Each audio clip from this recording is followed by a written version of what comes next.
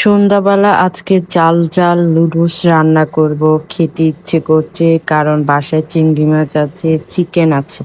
তার জন্য আমি কাজে লেগে পড়েছি। তো সন্ধ্যা ইফতারের করার পরে আমার একটু জাল জাল খেতে ইচ্ছে করছে।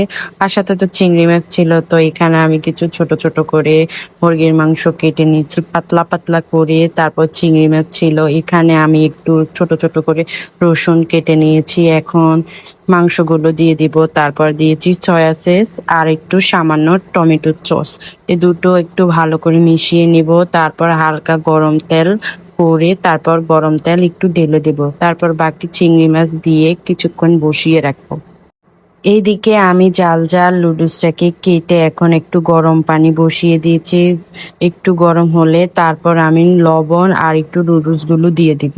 নুডলসের যে ঝোলগুলো মানে পানিগুলো থাকে সেগুলো আমি পরে চিংড়ি মাছ এবং মাংস চিকেনের সাথে দিয়ে দিব। তারপর এটা একটু কিছুক্ষণ সিদ্ধ হবে, তারপর আমি নুডলস দিয়ে দিব। এখন প্রায় আমার মাংস হয়ে গেছে, আপনাদের দেখতে পাচ্ছেন মাংসগুলো কেমন সিদ্ধ সিদ্ধ হয়ে গেছে। এখন আমি জাল জাল যে নুডলসের সাথে যেটা ছিল জাল, ওইটা আগে এখন দিয়ে দেব। এটা দেওয়ার পর কিছুক্ষণ পরে একটু আমি বাকি নুডলসগুলো দিয়ে দিব, তারপর শুদ্ধ হয়ে গেছে আমার রেডি জাল জাল চিংড়ি মাছের চিকেনের নুডলস।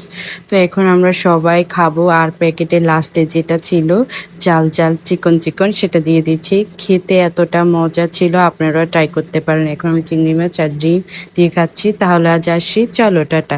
খুব খেতে খেতে আপনাদের সাথে বিদায় নিচ্ছি।